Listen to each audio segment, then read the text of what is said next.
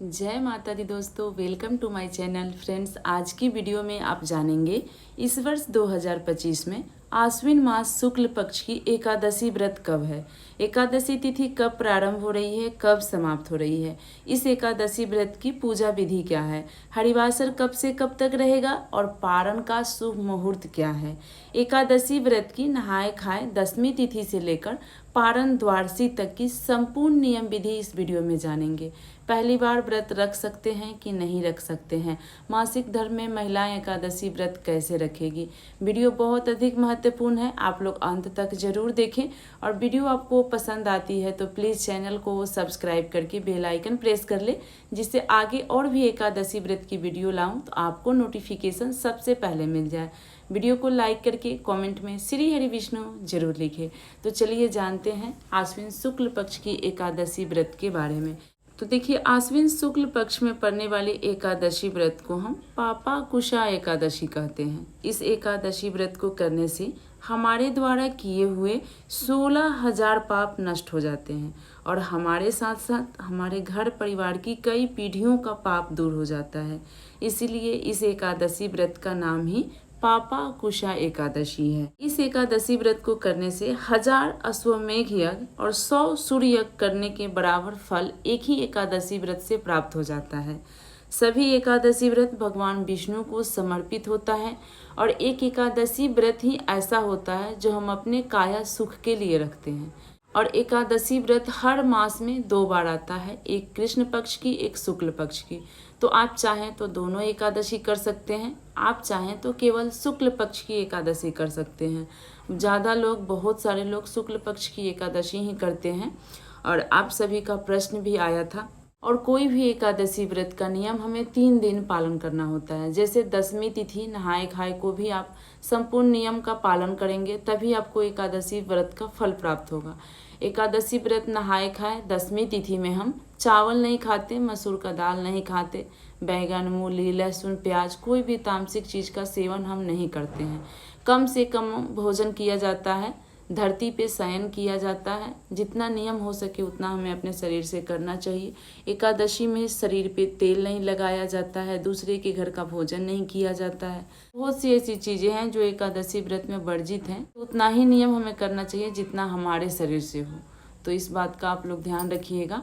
और एकादशी व्रत के दिन आप सुबह सवेरे जल्दी उठें, नहा धोकर सबसे पहले भगवान विष्णु का हमें पूजा करना है। एकादशी के दिन किसी भी भगवान को चावल का अक्षत नहीं चढ़ाया जाता है, नहीं किसी अन्य का भोग लगाया जाता है। तुलसी पत्र एकादशी व्रत में नहीं तोड़ा जाता है। आप लोग नहाए खाए दसवीं तिथि में ही तुलसी पत्र तोड़ कर रख लें, क्योंकि भगवान विष्णु का पूजन भी बिना तुलसी पत्र का नहीं होता है। तो इसलिए ध्यान रखिएगा। और उसके बाद हम लोग एकादशी व्रत करेंगे। कम से कम फलाहार किया जाता है, जितना हो सके आप जल पर रहें, ज़्यादा अच्छा है। फलाहार भी अगर आप करते हैं तो कोशिश करें कि एक ही बार अच्छे से कर ले, बार बार मुख जूठा ना करें। इसी तरह हम एकादशी व्रत करेंगे। शाम के समय संध्या काल में घी का दीपक इस दिन जरूर जलाना चाहिए भगवान विष्णु के समक्ष। तुलसी माता की पूजा हम करेंगे, शाम को दीपक भी जलाएंगे, लेकिन जल नहीं चढ़ाया जाता, दूर से फूल चढ़ाएंगे, धूप दीप दिखाएंगे। जल वर्जित हो जाता है एकादशी में तुलसी को देना। इसी तरह से सूर्य देव को जल हम देंगे, लेकिन अक्षत नहीं डालेंगे, ध्यान रखिएगा। एकादशी व्रत के पारण के दिन भी हरिवासर का ध्यान रखा जाता है। हरिवासर में कभी हमें पारण नहीं करना चाहिए, नहीं तो व्रत नष्ट हो जाता है। और एकादशी व्रत का पारण हमेशा चावल खाकर ही किया जाता है, क्योंकि देखिए एकादशी व्रत ही एक ऐसा है जिसमें नहाए खाए से व्रत तक चावल बिल्कुल वर्जित होता है। जब हम पारण करते हैं तो चावल खाकर हमें पारण करनी चाहिए। तो पारण के दिन भी आप सुबह सवेरे जल्दी उठकर भगवान विष्णु की पूजा अर्चना कर ले। और जो तुलसी भगवान विष्णु को आप चढ़ाएंगे वही गुड़ और तुलसी पत्र खाकर अपना व्रत खोल लें।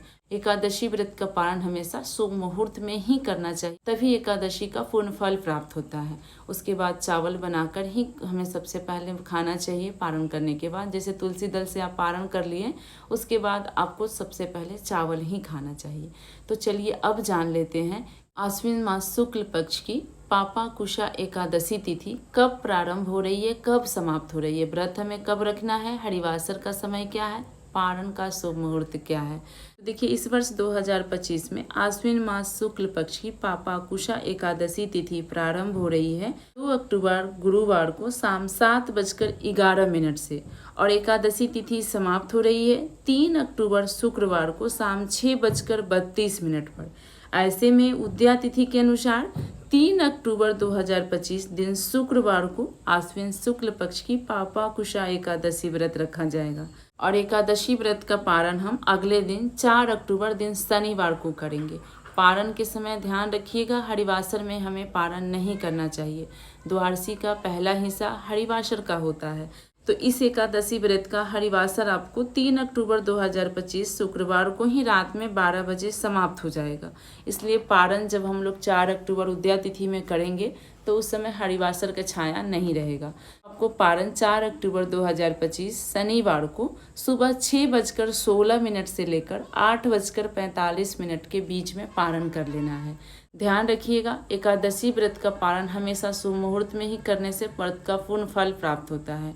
तो इसी तरह से हम लोग इस वर्ष 2025 की आश्विन मास शुक्ल पक्ष की एकादशी व्रत करेंगे। और आप लोग पूछ रहे थे कि पहली बार कर सकते हैं कि नहीं, तो देखिए, बीच में साल के बीच में एकादशी व्रत नहीं उठाया जाता है।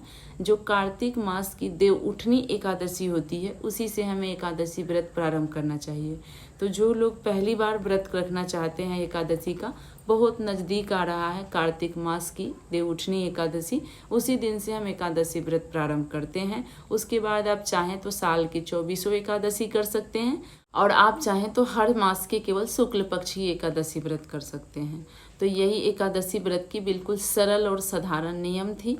तो इसी नियम का पालन करके हम लोग आश्विन शुक्ल पक्ष की पापाकुशा एकादशी व्रत रखेंगे। आप लोग पूछ रहे थे कि मासिक धर्म में हम एकादशी व्रत कैसे रखें।